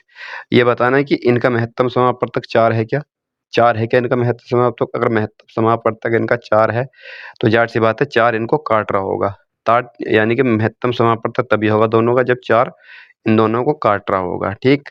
तो काट रहा होगा यानी कि 4 से ये संख्या विभाजित होगी। कुल मिला के कहने का मतलब ये है। तो क्या ये 4 से विभाजित है? अगर मैं इसको 4 से विभाजित करता हूँ यहाँ पर, इस वाली को 4 से विभाजित करता हूँ तो यहाँ पर कितना आएगा भाई, यहाँ पर माइनस का 1 आएगा, माइनस का 1 यहाँ पर 1 माइनस का 1 आ जाएगा यहाँ पर, यानी कि 1 माइनस का 1 आ जाएगा। बताइए ये हो सकता है क्या यहाँ पर? ये 1 माइनस का 1 हो सकता है कि भाई यहाँ पर मैं 3 की जगह जब 4 से भाग करूँगा तो माइनस का 1 बचेगा मेरा यहाँ पर शेषफल माइनस का 1, और माइनस का 1 की मैं पावर 2002 करूँगा, क्योंकि ये जो है सम संख्या है और सम को माइनस 1 को अगर मैं सम बार गुणा करूँगा तो वो प्लस बन जाता है, चाहे मैं कितनी बार भी गुणा करूँ यहाँ पर, ठीक है। तो यहाँ पर मेरा प्लस बन जाएगा, तो यहाँ पर 0 आ जाएगा, तो ये तो कट रही है, इसका मतलब यहाँ पर ये संख्या कट रही है यहाँ पर। इसको देखता हूँ, अगर ये भी कट रही होगी तो ये मेरा कथन ठीक हो जाएगा यहाँ पर, ठीक है। इसको देखता हूँ यहाँ पर 3 की पावर 2002 ये कट रही है क्या भाई? इसके पावर बटे में अगर मैं 4 इससे काटता हूँ यहाँ पर तो ये कितना हो जाएगा? ये हो जाएगा माइनस का 1 की पावर 2002। इसी तरह से करूँगा, प्लस का 1 आएगा और बटे में 4 रखता हूँ, यहाँ पर बटे में 4 रखता हूँ, तो यहाँ पर मेरा ये प्लस का हो जाएगा, प्लस का 1 और 1 2 हो जाएगा, 2/4 आ जाएगा, तो इसका मतलब शेषफल 2 बच रहा है, तो इसका मतलब ये विभाजित नहीं है। अगर ये विभाजित नहीं है तो इसका मतलब ये इसका महत्तम समापवर्तक नहीं होगा, तो इसका मतलब कथन 1 तो हो जाएगा गलत, ठीक है। यहाँ तक अभी हमें दूसरा भी चेक करना है, तभी हम आंसर का अंदाजा लगा पाएंगे। दूसरा क्या है? दूसरा है 4 की पावर 84 माइनस का 1। 4 की पावर 84 माइनस का 1, क्या ये 5 से पूर्णतः विभाजित है? 5 से पूर्णतः विभाजित है ये, तो यहाँ पर भी इसका माइनस का 1 आएगा ऊपर, और ये 84 आ जाएगा, और ये माइनस का 1/5 आएगा यहाँ पर। इतना कर सकते हैं भाई। यहाँ पर अगर -1 को मैं 84 बार गुणा करूँगा तो ये प्लस में आ जाएगा, ठीक है। तो ऊपर 0 आ जाएगा, नीचे 5, यानी कि ये विभाजित है इससे, यानी कि शेषफल मेरा 0 आ रहा है, तो इसका मतलब ये विभाजित है। तो इसका मतलब ये हुआ कि केवल कथन 2 ठीक हो जाएगा, केवल कथन 2 ठीक है, ऑप्शन नंबर बी सही हो जाएगा, कथन 1 गलत है। अगला क्वेश्चन देखते हैं। अगला क्वेश्चन ये है, चंद्रमा से पृथ्वी के बीच की दूरी 8 × 10⁻7 किलोमीटर है, यानी कि मेरे पास जो डिस्टेंस है वो डिस्टेंस है 8 × 10⁻7 किलोमीटर की। आगे बोला है कि ये स्पीड है यहाँ पर 6 × 10⁻3 किलोमीटर प्रति सेकंड, यानी कि जो स्पीड है, तो स्पीड है मेरे पास 6 × 10⁻3 किलोमीटर प्रति सेकंड की मेरे पास स्पीड है। इस स्पीड से ग्रह को चंद्रमा से पृथ्वी तक आने में कितना समय लगेगा, यानी कि टाइम पूछ रहा है यहाँ पर। तो टाइम बराबर क्या होता है भाई?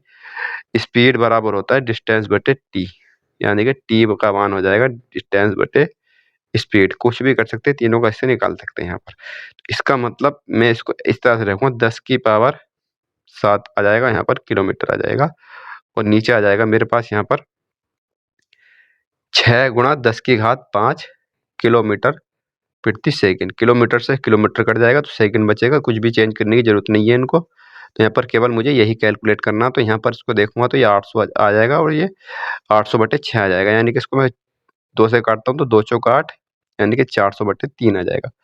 400/3 आ जाएगा क्या भाई? क्योंकि यहाँ पर ये 2 5 जो है ऊपर जाकर के घट जाएंगे, ठीक है। तो यहाँ पर आंसर इस तरह से दिया हुआ है यहाँ पर, ठीक है।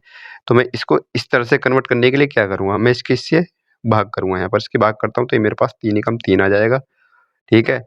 बचेगा यहाँ पर 1, 3 3 9 आ जाएगा, फिर से 1 बचेगा, 3 3 9 आ जाएगा, फिर पॉइंट लगाऊंगा, फिर 3 3 9 आ जाएगा, फिर ठीक है, फिर यहाँ पर इस तरह से ये आ जाएगा यहाँ पर, ठीक है भाई।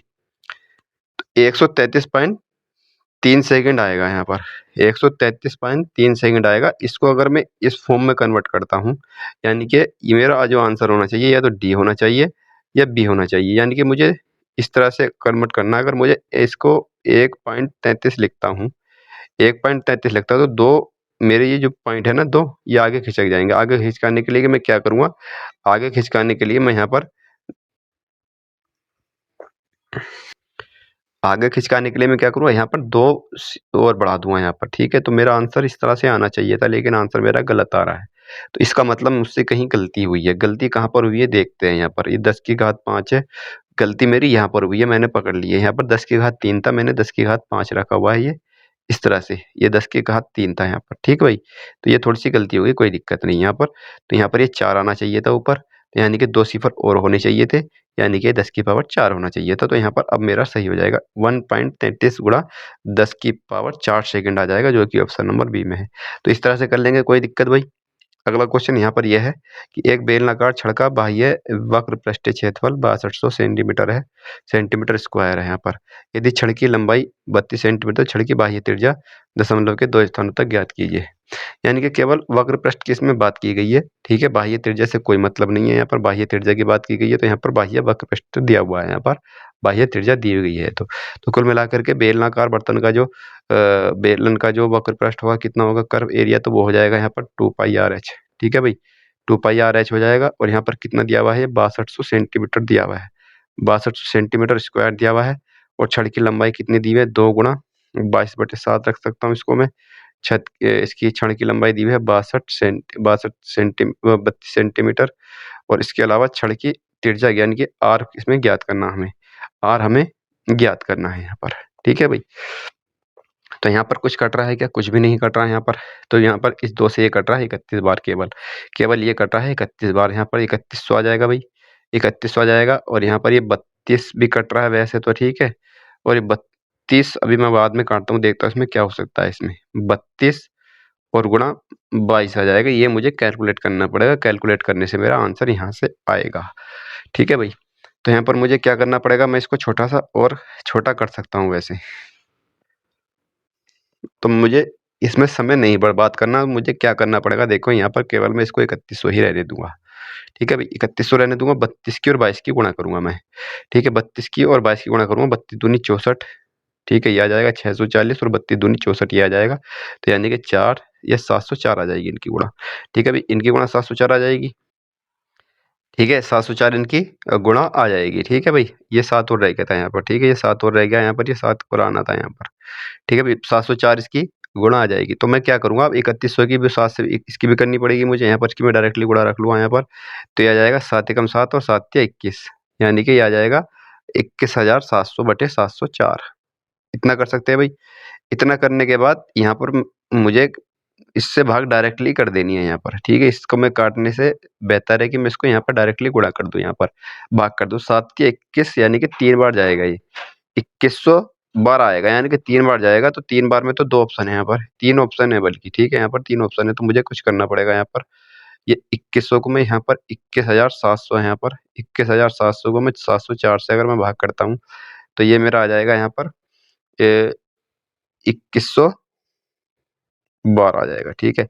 इसमें से इसको घटाता हूँ तो यहाँ पर मेरा आ जाएगा यहाँ पर 58, 58 आ जाएगा। जीरो यहाँ पर बढ़ा लूंगा और 3 बार मेरा जा चुका है, तो जीरो लगा के एक जीरो और बढ़ा दूंगा और पॉइंट लगा दूंगा इस बार, ठीक है। अब मैं 21,700 से काटूंगा, 7 8 56 कटेगा, यानी कि ऑप्शन नंबर ए ठीक होना चाहिए। इतना मुझे करना होगा यहाँ पर, ऑप्शन नंबर ए ठीक हो जाएगा, 30.82 इसका आंसर आ जाएगा, ठीक है भाई। समझ में आ गया होगा, इस तरह से कर लेंगे, ठीक है। अगला क्वेश्चन यहाँ पर यह है, गुणनफल है, इस तरह से दिया हुआ है, अनंत पदों का मान बताना है। यानी कि 6 की ये गुणा में दिए हुए हैं, यानी कि सबकी गुणा है यहाँ पर। तो इसको मैं भाई इस तरह से भी तो लिख सकता हूँ, 6 की पावर में भी लिख सकता हूँ इसको, गुणा में सभी घातें जुड़ जाती है, इस तरह भी लिख सकता हूँ, 1/4, 1/8। और इस तरह से अनंत पदों तक बोला है ये यहाँ पर, ये अनंत पदों तक बोल दिया है यहाँ पर ये, ठीक है। इस तरह से भी लिख सकता हूँ। अब यहाँ पर ये 1/2, 1/4, 1/8 ये जीपी सीरीज बन रही है यहाँ पर, ठीक है भाई, जीपी श्रेणी बन रही है यहाँ पर, ये गुणोत्तर श्रेणी बन रही है, जिसका ए बराबर, ए का मान भी 1/2 है और आर का मान भी 1/2 है यहाँ पर, ठीक है। इतना तो करना आता ही है, कर सकते हैं इतना तो। अब मुझे अनंत पदों का योगफल निकालना है। अनंत पदों का योगफल का फॉर्मूला क्या होता है, अब तक हमने एसएन पदों का योगफल निकाला है, अब निकालेंगे अनंत पदों का योगफल। इनफाइनाइट पदों का योगफल जो होता है, तो बच्चे इनफाइनाइट पदों का योगफल जो होता है तो वो केवल a/1 माइनस का r होता है, बस इतना होता है और कुछ नहीं होता इनफाइनाइट पदों का योगफल के लिए। क्यों, क्योंकि यहाँ पर जो r माइनस का 1 या 1 माइनस का r जो होता है ना, वो ये नहीं रखा जाता, बाकी इसमें सब कुछ रखा जाता है, बस इतना इसमें डिफरेंस है। तो a का मान कितना है भाई, यहाँ a का मान 1/2 है और यहाँ पर भी 1/2 हो जाएगा, यानी कि फिर से 1/2 बचेगा, 1/2 बचेगा, यानी कि केवल इसका मान 1 ही आ जाएगा यहाँ पर, यानी कि इसका मान आ जाएगा यहाँ पर 1। इसका मान 1 आ गया तो यहाँ पर 6 की पावर में रख दूंगा, यहाँ पर 6 की पावर 1 आ जाएगा, तो इसका आंसर 6 ही आएगा, ऑप्शन नंबर ए। अगला क्वेश्चन ये है, अगला क्वेश्चन है कि एक दुकानदार किसी वस्तु को उसके अंकित मूल्य पर 58% और 80% की 2 क्रमिक छूट देकर 770.7 में बेचता है, यदि उसके द्वारा कोई छूट नहीं दी गई होती तो वह 25% का लाभ अर्जित करता है, तो वस्तु का क्रय मूल्य बताना है कितना होगा। ये सवाल भी अच्छा क्वेश्चन है, यहाँ पर आने वाला क्वेश्चन है यहाँ पर। तो यहाँ पर उनका मतलब क्या होगा भाई, 58% का मतलब होता है यहाँ पर 29/50। ठीक है, 29/50 होता है भाई। 50 रुपए का अगर अंकित मूल्य है, 29 रुपए की छूट दी तो कितने रुपए में बेचा उसने, यानी कि 50 रुपए की उसका अंकित मूल्य था, 29 रुपए की छूट दी तो उसने 21 रुपए में वो बेच दिया है। इतनी बात समझ में आ गई। आगे बोला है कि 80% की दूसरी छूट 80% की है, एक 58% की हो गई, एक 80% की। 80% का मतलब होता है 4/5, यानी कि अगर 5 रुपए का अगर एमपी है तो उसने 1 रुपए की वो बेची है 80% की छूट पर, तो ये 250 हो जाएगा यहाँ पर, और ये 21 आ जाएगा यहाँ पर। ठीक है, 21 का ना 21 आ जाएगा, यानी कि 250 रुपए का उस पर अंकित मूल्य था और ने 21 रुपए में बेच दी। और यहाँ पर कितने बेची उसने, यहाँ पर बेची है वो 770.7 रुपए में। ठीक, यहाँ से मैं निकाल सकता हूँ 7 से 7 21 आ जाएगा यहाँ पर, और यहाँ पर 7 एकम 7, 7 एकम 7 और 7 एकम 7 आ जाएगा। इतना मैं कर सकता हूँ, यानी कि 3 का मान ये आ जाएगा। 3 से भी कट रहा है कि 3 तिया 9, और यहाँ पर यानी कि 3 से कट रहा है ये भी। ठीक, 3 से कट रहा है अभी, 3 से इसको काट दूंगा मैं यहाँ पर। ठीक है, 3 से अगर मैं इसको काटता हूँ तो ये आ जाएगा मेरे पास यहाँ पर 3 तिया 9 आ जाएगा, बचेंगे 2, और 3 छंग 18, 3 सत्ते 21, यानी कि 36.7 आ जाएगा। यानी कि 1 का मान अगर ये आ गया तो मेरे पास यहाँ पर एमपी का मान आ जाएगा, यानी 250 से गुणा कर दूंगा तो ये एमपी का मान आ जाएगा, यानी कि मार्क प्राइस का 1 जीरो इसका पॉइंट खत्म कर देगा। 36,367 गुणा 25, ये मेरा इस पर मार्क प्राइस आ गया है यहाँ पर, ये मेरा मार्क प्राइस आ गया। अब बोला कि यदि वह 25% का लाभ अर्जित करता है तो वह क्रय मूल्य ज्ञात कीजिए यहाँ पर। ठीक है, तो यहाँ पर ये दिया हुआ है कि यदि उसके द्वारा कोई छूट नहीं दी गई होती। इतनी बात समझ गए होंगे कि ये उसका मार्क प्राइस आ चुका है, ये इसका मार्क प्राइस आ गया, यानी कि उसने उसको मार्क प्राइस पर ही बेचा है, कोई छूट नहीं दी गई, यानी कि उसका एसपी जो है वो यही है अब, यानी कि जो उसका एसपी हो 367 गुणा 25 ये है, और उसको जो है 25% का लाभ अर्जित करना, तो सीपी कितना हो जाएगा भाई, सीपी हो जाएगा 367 गुणा 25, और गुणा 25% का लाभ अर्जित करना है तो 25 चो 4/5 होना चाहिए। 5 से 5 काट दूंगा यहाँ पर, 5 बार कटेगा, 5 चौक 20, यानी कि 2 से इसकी गुणा कर दूंगा, 2 सत्ते 14, 2 छंग 12 और 1 यहाँ पर 13 आ जाएगा, और 2 तिया 6 और 1 7 आ जाएगा, और 1 जीरो, यानी कि 7340 इसका आंसर आ जाएगा, जो कि ऑप्शन नंबर सी में है। ठीक है भाई, आसान है, कर लेंगे इस तरह से करने में। बाकी और अगर और दूसरा तरीका अपनाएंगे तो आप कैलकुलेशन कर सकते हैं यहाँ पर, क्योंकि मैंने यहाँ पर गुणा नहीं की थी और आप पहले इसकी गुणा भाग करने बैठ जाते हैं, ऐसा नहीं करना होता है। सब ये बाद में इसको बाद के लिए छोड़ दिया जाता है यहाँ पर। तो 7340 इसका आंसर आ जाएगा। अगला क्वेश्चन दिया हुआ है कि दी गई आकृति में एक वृत्त की त्रिज्या 14√2 सेंटीमीटर है, पी क्यू आर एक वर्ग है, यहाँ पे एक पी क्यू आर बना हुआ है, ये एक वर्ग बना हुआ है बड़ा यहाँ पर ये। ठीक, और दिया हुआ है कि ये छोटे छोटे हैं 4, यहाँ पर ये छोटे वर्ग हैं, 4 वर्ग समान है, इस चारों के चारों, और सभी छोटे वर्गों का कुल क्षेत्रफल बताना है कितना होगा। यहाँ पर कुल क्षेत्रफल बताना है कितना होगा। तो यहाँ पर हम देखते हैं कि इसकी त्रिज्या दी हुई है वृत्त की त्रिज्या 14√2 दी गई है। अगर इसकी वृत्त की त्रिज्या है तो ये इसका व्यास हो जाएगा, टोटल इसका व्यास कितना हो जाएगा, इसका व्यास हो जाएगा 28√2 का। ठीक है भाई, 28√2 का व्यास हो जाएगा। अगर ये इसका व्यास है तो ये इसका जो बड़े वाला वर्ग है इसका विकर्ण भी हो जाएगा, यानी कि इसका विकर्ण होता है 2√2a होता है, √2 से √2 कट जाएगा, यानी कि a का मान यहाँ पर 28 आ जाएगा। a का मान क्या आ जाएगा 28, यानी कौन से a का मान है, इस वाले बड़े वाले जो बड़ा वाला वर्ग है इसकी भुजा का मान आ जाएगा 28। अगर इसकी भुजा का मान 28 आ गया है तो इसका आधी भुजा का मान कितना होगा भाई, इसकी आधी भुजा का मान यहाँ से यहाँ तक का मान कितना होगा, यहाँ तक का केवल ये यहाँ तक का मान कितना होगा, यहाँ तक का मान होगा 14। अगर ये 14 है और ये टोटल यहाँ से यहाँ तक का मान कितना है, यहाँ से यहाँ तक का मान है 14√2। ठीक है, त्रिज्या है इसकी। अगर इस त्रिज्या में से इसको घटा दूं तो ये केवल ये बचेगा भाई, कैसे, केवल ये यहाँ पर ये बच रहा है ये। अगर इस टोटल में से मैं इसको घटा देता हूँ इसको, तो क्या ये बच रहा है यहाँ पर, ये बच जाएगा। ठीक है भाई, इसका मतलब अगर मैं 14√2 में से 28 का आधा यानी कि 14 घटा दूं, 14 कॉमन आ जाएगा और यहाँ पर बचेगा √2 माइनस का 1, √2 माइनस का 1 बचेगा, 14√2 माइनस का 1। इसका मतलब ये जो भुजा आ गई है ये छोटे वाले इस वाले वर्ग की भुजा आ गई है। ये 4 है, यहाँ पर चारों का क्षेत्रफल बताना है कितना होगा। इस वाले का क्षेत्रफल कितना हो जाएगा, इसका क्षेत्रफल कितना होगा?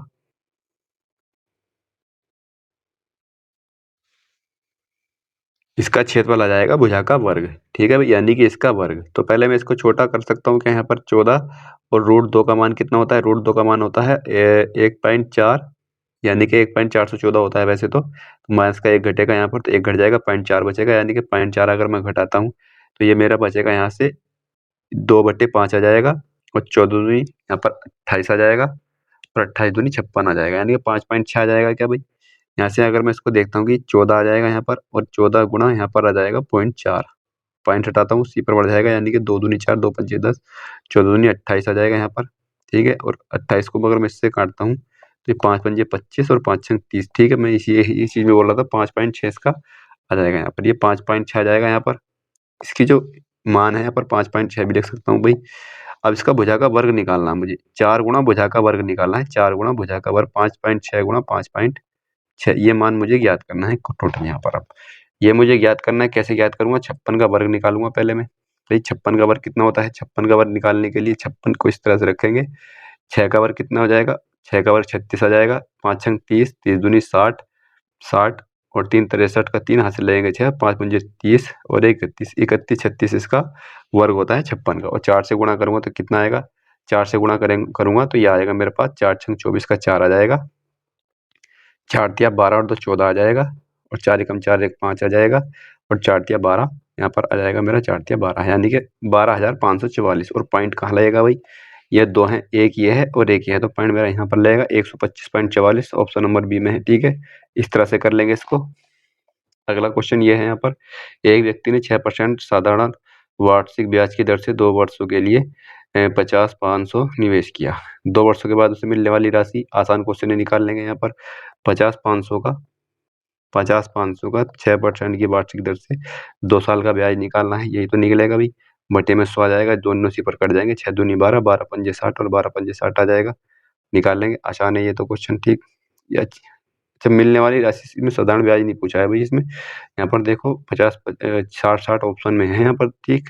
ये 60-60 ऑप्शन में है यहाँ पर, तो इस तरह की गलती हो जाती है। तो यहाँ पर 2 वर्षों के बाद मिलने वाली राशि बतानी है, यानी कि ब्याज मूलधन इसका बताना है, मिश्र धन। तो इसमें को जोड़ना पड़ेगा, 6,000 को जो है इसमें जोड़ना पड़ेगा, तो ये मेरे पास आ जाएगा यहाँ पर 56,560 आ जाएगा, ठीक है भाई। 56,560 आ जाएगा, ऑप्शन नंबर सी ठीक हो जाएगा। देखो इसमें दोनों ऑप्शन दे रखे थे यहाँ पर, तो इनका भी ध्यान रखना होगा। अगला क्वेश्चन यह है कि ए और बी किसी काम को 14 दिन में पूरा करते हैं। यदि ए अकेले इसे 63 दिन में करता है तो बी अकेले उस काम का आधा कितने दिन में करेगा? ए और बी मिलकर के करते हैं कितने में? 14 दिन में कर देते हैं। इसके बाद ए अकेले करता है केवल 63 दिन में, तो यहाँ पर मैं इसकी एफिशिएंसी एलसीएम ले सकता हूँ क्या? अगर मैं 63 रख देता हूँ, 63 कट जाएगा, और अगर मैं यहाँ पर किस चीज़ से काटूंगा, यहाँ पर जो 14 कट जाए, तो मुझे यहाँ पर 7 रखना पड़ेगा, 7 रखना ही पड़ेगा। 14 से काटूंगा, 7 दूनी 7, नहीं 7 नहीं रखना पड़ेगा, 7 नहीं रखना पड़ेगा, यहाँ पर रखना पड़ेगा मुझे 2 रखना पड़ेगा, ठीक है भाई, 2 रखना पड़ेगा, आसानी से कट जाएगा। अब मैं इसको 14 से अगर मैं काटता हूँ यहाँ पर, तो 2 सत्ते 14 और 7 नम 63 9 आ जाएगी, और इसकी एफिशिएंसी आ जाएगी 2। इतना कर लेंगे। यहाँ पर ए का मान 2 आ गया, तो बी का मान 7 आ जाएगा। बी का मान 7 होना चाहिए, तो ए का मान यहाँ पर 2 है, तभी जुड़ करके यहाँ पर 9 हो रहे हैं। बी अकेले उसी काम का आधा भाग कितना हो जाएगा? 63 हो जाएगा इसका आधा भाग। उसको करना है अकेले, किसको? बी को। अगला क्वेश्चन ये दिया हुआ है कि एक योग केंद्र में 60% पुरुष सदस्य हैं यहाँ पर, ठीक है भाई, और पुरुषों की जो औसत आयु 55 वर्ष है। यहाँ पर एलिगेशन लगा लेंगे, इस सवाल में एलिगेशन आसानी से लग जाएगी। यहाँ पर जो मेल है, इनका जो औसत आयु है 55 वर्ष है, ठीक है, और महिलाओं की जो औसत आयु है फीमेल्स की, तो वो 45 वर्ष है। मुझे निकालनी सभी सदस्यों की औसत आयु। इनका परसेंट दिया हुआ है यहाँ पर, 60% में कौन है? 60% में यहाँ पर सदस्य हैं, यानी कि इनका जो रेशियो आ जाएगा वो 3 आ जाएगा, और इनका 2 आ जाएगा, 3 2 के रूप में आ जाएंगे यहाँ पर। ये 60-40 का है, तो 3 2 के रेशियो में आ जाएंगे। यहाँ पर मैं एलिगेशन लगाऊंगा मैं यहाँ पर, ठीक है, एलिगेशन लगाऊंगा तो इसकी 3 किस में गुणा करूंगा? 3 पंजे 15 और 3 पंजे 15 और 1 16, इसमें करूंगा तो ये 90 आ जाएगा। 90 और 165 कितना हो जाएगा भाई? ये हो जाएगा यहाँ पर, ये 255 आ जाएगा। 255 को मैं किससे भाग करूंगा? 5 से भाग करूंगा, तो यहाँ पर मेरा आ जाएगा 51। 51 आ जाएगा, ऑप्शन नंबर ए ठीक हो जाएगा मेरा इसका, ठीक है। इस तरह से कर सकते हैं इसको। अगला क्वेश्चन जिस तरह से दिया हुआ है यहाँ पर, ये तो यहाँ पर मुझे दिख रहा है कि यहाँ पर ये गुणोत्तर श्रेणी बन रही है यहाँ पर जीपी सीरीज। तो यहाँ पर ए का मान जो आ जाएगा भाई 1/0.8 आ जाएगा, ठीक है भाई। और मैं आर का मान निकालता हूँ। आर का मान कितना आ जाएगा? आर का मान आएगा यहाँ पर 1/0.08 और गुणा यहाँ पर 0.8 से गुणा हो जाएगी 0.8 से। पॉइंट नहीं कट सकता क्योंकि यहाँ पर 2 के बाद है, तो यहाँ पर पॉइंट हटाऊंगा 2 सिफर बचेंगे और नीचे 1 आएगा, तो 1 से 1 सिफर कट जाएगा और 8 से 8 कट जाएगा, तो इसका मतलब केवल ऊपर 1 सिफर बचेगा। आर का मान यहाँ पर 10 आ जाएगा। जो अंतर है सर्वांतर वो 10 आ जाएगा। तो मैं यहाँ पर 7 पदों का मुझे योगफल निकालना है। 7 पदों का योगफल कैसे निकालूंगा? एस 7 आ जाएगा इसका ए का मान मैं रखता चला जाऊंगा। यहाँ पर ए का मान आ जाएगा 1/0.8। इसको मैं क्या लिख सकता हूँ? 1/0.8 को क्या लिख सकता हूँ? पॉइंट में सिफर बढ़ाऊंगा यानी कि 5/4 लिख सकता हूँ भाई। 5/4 लिख सकता हूँ इसको, और ये आ जाएगा मेरा यहाँ पर आर की पावर 7। आर की पावर 7 यानी 10 की पावर 7 माइनस का 1 और बटे में क्या आएगा मेरा? 10 माइनस का 1 यानी कि 9 आ जाएगा। यहाँ पर इतना कर सकता हूँ मैं यहाँ पर। ठीक है, इतना हो जाएगा। यहाँ से अगर मैं देखता हूँ तो 5/4 ये है, 9 से कुछ भी नहीं कटा, लेकिन मुझे ऊपर कुछ हिंट मिल रहा है यहाँ पर।